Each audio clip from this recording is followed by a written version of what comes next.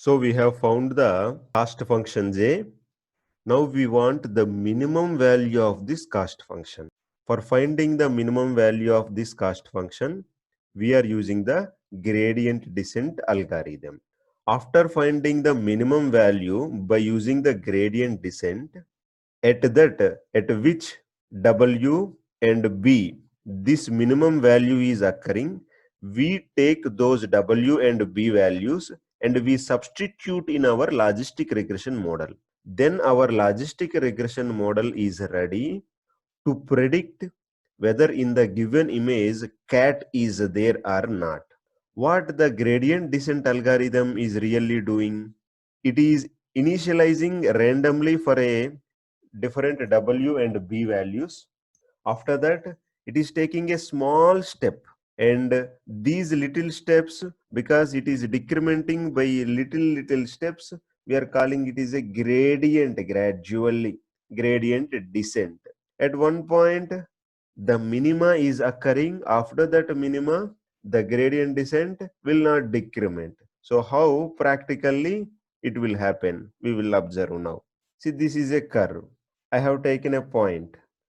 To this point, if I want to calculate the differentiation here, in this graph, I have to take a small step along the line. Along the line, I have to take the small step. Then who will give the direction? That direction is given by the differentiation. Okay. How much step I have to take, whether 1 centimeter or whether it is 1 millimeter, how much step I have to take, that is given by the alpha. So the in which direction we have to move, along the curve I have to move. So along the how I know whether I am moving in the along the curve or not, then the slope of the curve is important to us. How I know about the slope of the curve? For that we use the differentiation. Now we have started at this point A and we want to move along the line. So I want slope of this curve. I am taking a tangent at this point. The slope of this tangent is the slope of this curve at this point. So the differentiation of this point. So I have taken the tangent, and the slope of this tangent is differentiation of cost function with respect to w.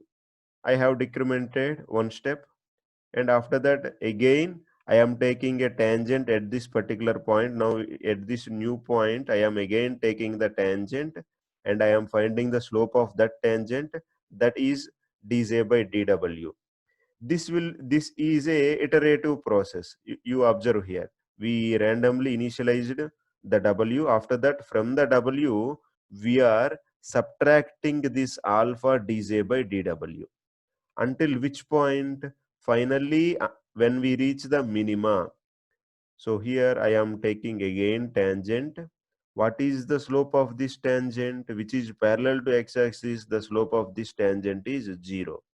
Because the slope of the tangent is 0, so dz by dw term is 0. Now there is no next point, so w is equal to w. From here, the gradient descent have understood, I have found the minima.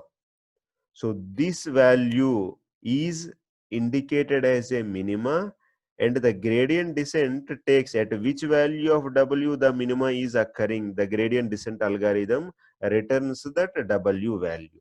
If you have a doubt why we have to select the point initially here, can I take the point initially on the left side also? Yes, you can take on the left side also. You observe here, initially we have considered our point here randomly, then we are taking a small step here and a small step and small step.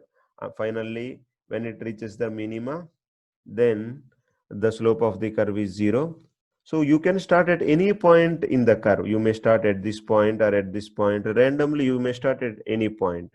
Our gradient descent algorithm has the capability, even though you start at any point, it has the capability to find the minimum. Now, as we discussed, our cost function J is depending on two parameters, W and B, because it is W transpose x plus b. We already know what x is. In the x, there are features are there. So we have to find the w and b for the minimum value of j. Just now we have discussed how to find the minimum value of w by using the gradient descent. We are using the same process for the b also to find the minimum of. So to find the minimum value of the cost function, at the minimum value of the cost function, we are taking the w and b. Now instead of calling the differentiation of j with respect to w, because here two parameters are there, we should use the partial differentiation. So w minus alpha dou j by dou w. Here b minus alpha dou j by dou b. When there are two terms, when there are two variables, then while differentiating with respect to the two variables, we are making one variable as a constant. That is what we call as a partial differentiation. You already know this is a y is equal to, if it is a y is equal to 3x line, the slope of line y is equal to mx, this 3 is the slope. By seeing that, we can tell. Now I am saying the slope of this line is the differentiation of this. How? Okay, you differentiate this 3a with respect to a. What is the answer? 3. Now we will take the numerical computation method. We start with a is equal to 2 and we increment a by a small fraction. So we have started a is equal to 2 and we have incremented with a small fraction 2.001. And we are seeing for a small change in a, what is the change I am getting in the f of a? That is what we are calling the differentiation. So d of f of a with respect to dA. For small changes in a, how the f of a is changing. So I have considered a is equal to 2 and I changed the a value to 2.001. Now when the a value is 2, f of a is equal to 6. Because I have changed the a value to 2.001, f of a is changed to 6.003. As we know already, the slope of this line can be calculated by using y2 minus y1 by x2 minus x1. Here this is y2, this is y1, this is x2, and this is x1. So y2 minus y1, 6.003 minus 6, 0.003. x2 minus x1, 2.001 minus 2. So y2 minus y1 by x2 minus x1, again we get the answer 3. So the slope of this line is the differentiation of this line.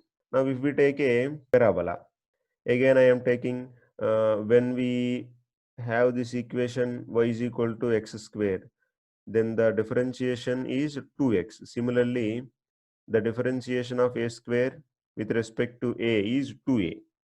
So we are numerically, we are checking whether this is matching or not. A is equal to 2 initially we have taken and we have incremented a to 2.001. For a is equal to 2, f of a is equal to 4. For a is equal to 2.001, f of a is equal to 4.004. Now if we take y2 minus y1 by x2 minus x1, then 4.004 minus 4 by 2.001 by 2, which is the result 4. This is the same result we are getting here because we have taken a is equal to 2. You can substitute in the a 2, then we will get the same result. So here in this curve, when there is a small change in a, when we are taking a small step, when we are taking a small step in a, then what is the change that is happening in the f of a? That's we are getting by using the differentiation of f of a with respect to a. We have some more examples. If we want the differentiation of a square, already you know mathematically this is 2a cube 3a square logarithm 1 by a. So if we are, when we are doing the differentiation of log a with respect to a, that means when I change the a by a small fraction, what is the change in the logarithm? Now we have taken a cost function 3 into a plus bc. This is a random equation. This is a random quadratic expression I have taken. So 3 into a plus bc. In this expression, I have three variables a, b, c. I am dividing this expression into three parts. First, I have taken u is equal to bc and v is equal to this u plus a and j is equal to 3v. So this is u and u plus a is v and 3 into v is j. That's how I have taken. Computationally, in the graphical manner, I am representing. I have taken a, b, c. The b and c multiplication is u, and if I add a plus u, then here it is a and here it is u. If I add these two, then I am getting v. Then if I multiply v with 3, then I am getting j. This is how we are calculating the value of j. Now I am interested how the a and b and c values are changing the j. Means I want to know what is dj by dA, dj by dB and dj by dC. For that, because there are three variables, I want to know the how each and every variable is affecting the cost function j, or any, as of now we have taken a small expression j. I am taking the partial differentiation. So this is dou j by dou a. So dou j by, to get the dou j by dou a, actually v is equal to a plus u and j is equal to 3v. First I have to differentiate, because the j is directly depending on the v. I have to differentiate with respect to v. And then v is equal to a plus u. I can differentiate dou v by dou a. So this is how we are finding the differentiation dou j by dou a. First I am differentiating dou j by dou v, and then I am differentiating dou v by dou a. How the v and a are related. For what changes in a, how the v is affecting. In the neural networks, we calculate the differentiations, we calculate the deltas by using this method, which is called as back propagation. We will take another example. Now I want dou j by dou b. So this dou j by dou b, if I want to calculate, first I have to calculate dou j by dou v, and then I have to calculate dou v by dou u, and then I have to calculate dou u by dou b. Remember, when we are calculating the dou j by dou v, with respect to dou j, I am calculating, so it is 3.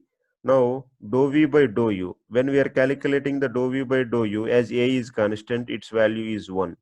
Now, when we are calculating the dou u by dou c, dou u by dou b, as the constant, as c is constant, dou u by dou b is c. So, this is dou j by dou b is equal to 3c. So this is how we calculate the differentiation of how a, whenever I change the a, how j is being affected. Whenever I change the b, how j is being affected. In the neural networks, we will perform this by using the, here we are going back, one step back, and we are calculating, here one step back, we are calculating. That's why in the neural network, we call this as a back propagation. So initially, for finding the values, you can observe here, we have used the forward propagation, means we have taken the a here. From this, we have calculated the value. For finding the value of j, we have considered the forward propagation. But to find the differentiation, derivatives, how the a is affecting the j, we are going for the back propagation. These terminologies will be useful to us when we are discussing the neural networks.